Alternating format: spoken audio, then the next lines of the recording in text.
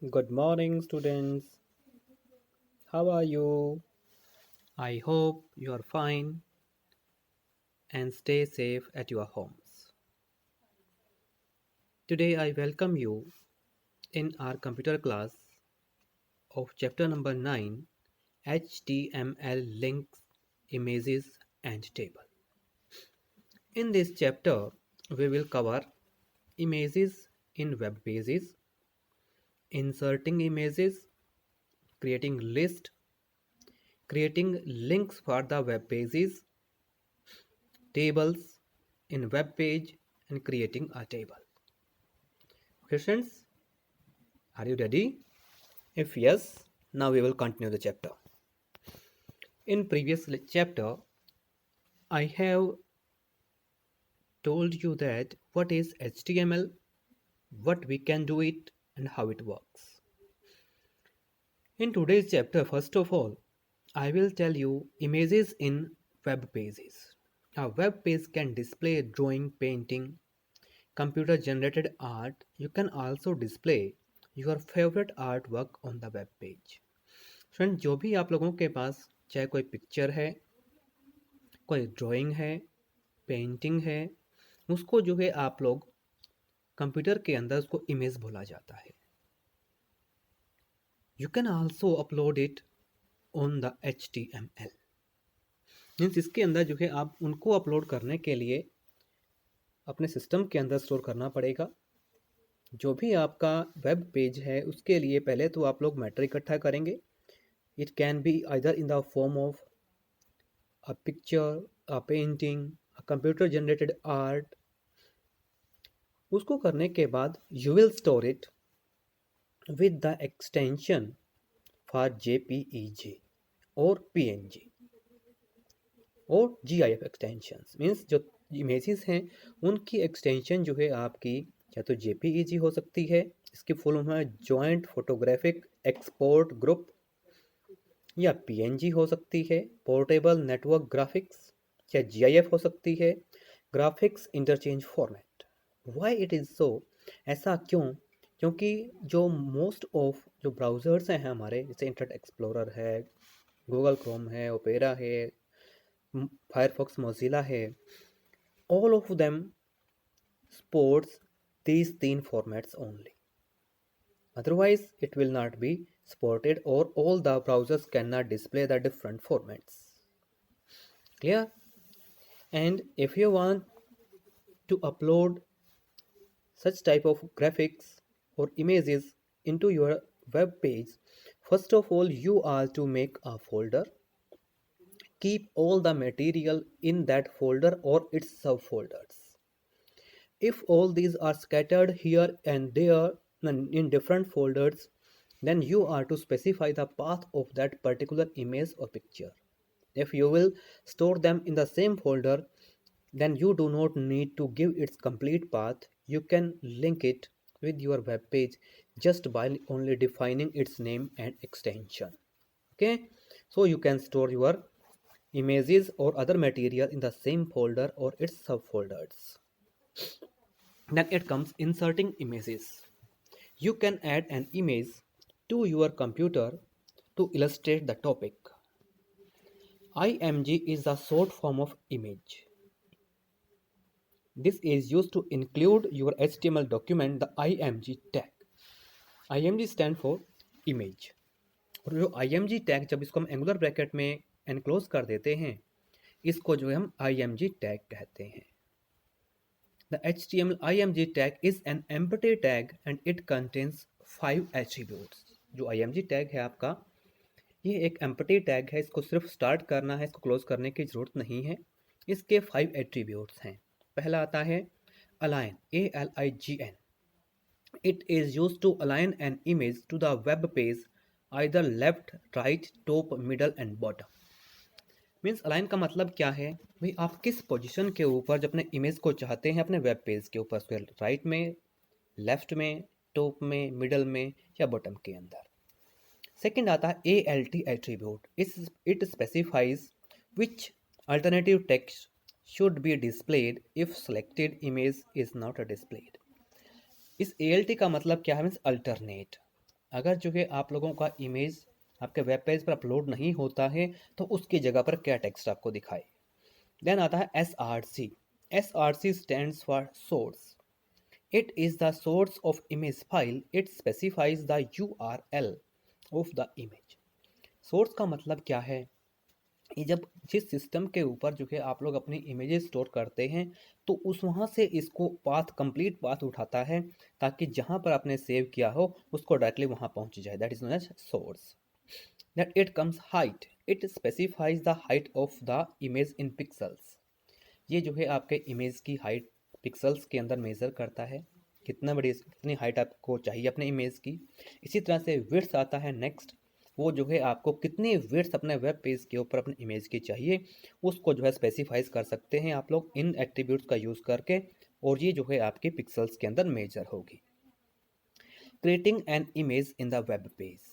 Centering the image and web page. Centring का मतलब क्या है, अपने इमेज को जो है आप लोग सेंटर में कैसे ला सकते हैं, उसके लिए आप सेंटर टैग आप यूज़ कर सकते हैं सेंटर में लाने के लिए।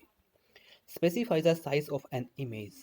जो आपका इमेज है उसका साइज जो है कैसे स्पेसिफाई करेंगे आप लोग, उसके लिए जो है आप लोगों को उसकी हाइट और विड्थ जो है सेट करनी पड़ेगी। Whatever height you want or whatever the width you want you can give in pixels and then it will be set on the web page.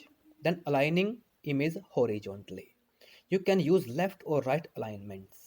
Means alignment जो है आप लोग उसका use कर सकते हैं। अलाइन टैग आपका आता है, उसके अंदर जो है आप लोग उसको सेट कर सकते हैं। आपको उसको राइट में रखना है या लेफ्ट के अंदर लेकर जाना है, उसको जो हॉरिजॉन्टल पोजीशन आप लोग सेट कर सकते हैं। नेक्स्ट आता है adding space around the image. The web browser displays only a small amount of space between image and text. You can insert, increase or decrease the amount of space by using cell padding tag. Means padding tag का use करके जो है आप लोग उसकी जो space है उसकी ऊपर नीचे लेफ्ट राइट के अंदर यू कैन सेट इंक्रीज और decrease it. Then aligning image vertically. अगर आपको इमेज को वर्टिकली अलाइन करना, वर्टिकल का मतलब क्या है, टॉप में रखना है, मिडल में रखना है या बॉटम के मतलब वेब पेज के बॉटम के अंदर रखना है, आप उसको जो है सेट कर सकते हैं इसके लिए। देन आता है wrapping text between two images. Friends wrapping का मतलब क्या है, यानी रैपिंग मीन्स लपेटना नहीं होता। रैपिंग का मतलब क्या है, अगर आपके पास दो इमेजेस हैं, सपोज करिए आपने एक को लेफ्ट साइड में लगा दिया, बीच में गैप दे करके एक में आपने सेकंड में राइट साइड के ऊपर ले गए, दोनों के बीच में आप टेक्स्ट चाहते हैं कि जैसे ही टेक्स्ट आपके इमेज तक पहुंचे वो ऑटोमेटिकली नेक्स्ट लाइन में आ जाए, उसको हम रैपिंग बोलते हैं। ये ना हो कि आपका टेक्स्ट जो इमेज के ऊपर जा रहा है, that is known as a wrapping of text. Okay. Then adding border to an image. Suppose करिए आप लोग जो है अपने इमेज की जो बाउंड्री बनाना चाहते हैं वो डिफरेंट कलर्स की, डिफरेंट थिकनेस की, उसकी मोटाई डिफरेंट करना चाहते हैं, तो उसके अंदर जो है आप लोग इमेज के अंदर बॉर्डर ऐड कर सकते हैं। उसके लिए जो इमेज के का जो बॉर्डर एट्रीब्यूट है वहाँ से आप लोग उसको सेट कर सकते हैं, उसकी थिकनेस भी आप लोग सेट कर सकते हैं। उसके बाद आता है क्रिएटिंग लिस्ट। मीन्स लिस्ट क्या होती है, एक sequence of names of any items is a list. Suppose for creating or lists are used to organize the information and present it in structured manner।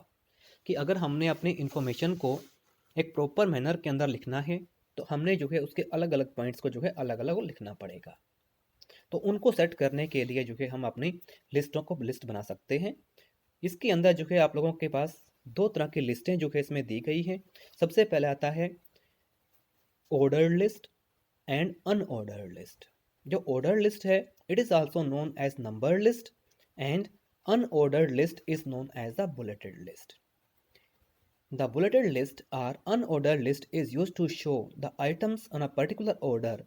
Bullets are used to list the contents in such a way to look organised. Means जो अनऑर्डर्ड लिस्ट है उसके अंदर जो है जो भी लिस्ट के आइटम हैं, जितने भी लिस्ट में नेम्स दिए हुए हैं, उन सभी के सामने कोई ना कोई एक बुलेट लग जाएगा। वो स्क्वायर हो सकता है, वो सर्कल हो सकता है या सिंपल जो है डिस्क हो सकता है। सेकंड आती है ऑर्डर लिस्ट और numbered list. Sometimes we make a list with a particular sequence like 1 2 3 4 5 6 7 items को हम नेम दे देते हैं 1 2 3 4 5 या ABCD हम दे सकते हैं या फर्स्ट सेकंड थर्ड रोमन में दे सकते हैं। जब हमारी एक लिस्ट एक पर्टिकुलर सीक्वेंस को फॉलो करती है वो हमारी ऑर्डर्ड लिस्ट कहलाती है। नेक्स्ट है links in web page. Web page के अंदर लिंक्स क्या होते हैं? Any web page can be connected to another web page by creating a link और हाइपरलिंक। बच्चों की जैसे आपने देखा होगा आप इंटरनेट का यूज़ करते हैं कि चाहे किसी भी पर्पज़ के लिए, अपने गेम खेलने के लिए किया है या कोई इन्फॉर्मेशन सर्च करने के लिए किया है, कोई पर्टिकुलर अपने इंटरटेनमेंट के लिए यूज़ कर रहे हैं, आप जस्ट एक सिंपल टेक्स्ट के ऊपर क्लिक कर देते हैं और आपकी नेक्स्ट इन्फॉर्मेशन जो है ओपन हो जाती है। The text on which you are clicking and it is opening the further web page that is known as linking. उसको हम एक लिंक बोलते हैं और हाइपरलिंक भी कह सकते हैं। उसको लिंकिंग का मतलब क्या है? अभी उस टेक्स्ट के साथ हमने जो है एक नेक्स्ट वेब पेज को जोड़ा हुआ है जो हमारी जो है फर्दर इंफॉर्मेशन को ओपन करता है। ये हमारी दो तरह की होती है। फर्स्ट आती है इंटरनल लिंक्स और सेकंड है external links. Internal links are the links to the pages with in our own website. These links can be either absolute or a relative web address for the web such web page such as www include absolute linking। का मतलब क्या है? देखिए, जो internal linking है वो एक same website के अंदर होती है। जैसे कि वेबसाइट है उसको अपने फर्दर पेजेस आपने ओपन करने हैं उसके, वो हम जो है उसका इंटरनल लिंक बोलते हैं। इंटरनल का मतलब जिस वेबसाइट के अंदर हमने ओपन की हुई अपनी साइट जो बनाई हुई है उसके अंदर ही क्लिक करने से उसी का कोई पेज ओपन हो रहा है, वो हमारा जो है इंटरनल लिंकिंग कहलाती है। इसको हम जो है एब्सोल्यूट और रिलेटिव लिंकिंग भी कह सकते हैं। सेकंड आती है external links. External links are links outside our own website. These links must always be absolute. An absolute link can include a protocol such as HTTP। इसके अंदर क्या है कि जो हमारी एक्सटर्नल लिंकिंग है इसके अंदर जो है एब्सोल्यूट लिंक्स का होना बहुत ज़रूरी है जो कि आपके HTTP से स्टार्ट होते हैं, जो कि एक हमारा डोमेन नेम है। सपोज करिए आप लोग किसी एक वेबसाइट के अंदर काम कर रहे हैं और उससे जो है किसी और वेबसाइट के वेब पेज को लिंक करना चाहते हैं ताकि जब उस साइट में रहते हुए आप लोग उस पर क्लिक करें तो नेक्स्ट वाली वेबसाइट आपकी ओपन हो जाए। मीन्स अपने इस वेबसाइट से बाहर की साइट के वेब पेजेस को जब आप लिंक करेंगे तो वो आपकी जो है एक्सटर्नल लिंकिंग कहलाती है। उसके लिए जो है आप जब भी एड्रेस डालेंगे किसी भी दूसरे वेब पेज का तो उसके लिए जो है एक एब्सोल्यूट लिंक होना ज़रूरी है जो कि हमारा जो है HTTP से स्टार्ट होता है। क्लियर है स्टूडेंट्स? उसके बाद क्या आता है creating a link to an image. उसके लिए you can create a link to an image so you can click on that image to display the link. You can also create link that can take visitors to an image. This is helpful in case you wish to display a large number of images on your page, but putting a large number of images on a single web page will increase the opening time, so that in that case we can display the same images in small size on a page and create hyperlinks to their larger sizes। इसमें क्या है, जैसे कि आप लोग अगर एक ही web page के ऊपर या अपनी वेबसाइट के अंदर काफ़ी सारे इमेजेस डाल देंगे तो ये जो है आपकी साइट को स्लो कर देगा क्योंकि साइज़ बड़ा होता है इमेज का। उसके ऊपर जब डालेंगे आप लोग तो ओपन होने में वो टाइम लेगी, तो स्पेस भी ज़्यादा लेगी आप लोगों का। अगर आप ये चाहते हैं कि वो सिस्टम जो है उसका आपने एक लिंक बना दिया और दूसरे वेब पेजेस को जो है उससे आप लिंक कर दिया तो वो जो है एक दूसरी जगह से अपने लिंक को उठाएगा और आपको डिस्प्ले कर देगा और इससे जो आपकी वेबसाइट है उसका स्पेस भी कम रहेगा और वो जो ओपन होने में टाइम भी कम लेगी। ठीक है स्टूडेंट्स? तो इस तरह से जो है हम कह सकते हैं इस चीज़ को कि लिंकिंग हमारी दो तरह की होती है। हम जो है अपने लिंक्स भी क्रिएट कर सकते हैं वेब पेजेस के साथ, अपने दूसरे जो इमेजेस हैं हमारे उनको जो है कनेक्ट कर सकते हैं अपनी साइट में डालने के बगैर भी, वो होता है हमारा लिंक्स के थ्रू। ठीक है स्टूडेंट्स? तो इस तरह से जो है आज की क्लास में इतना ही। Okay, it's enough for today and have you nice, thank you and have a nice day. Okay student, thank you, see you next time.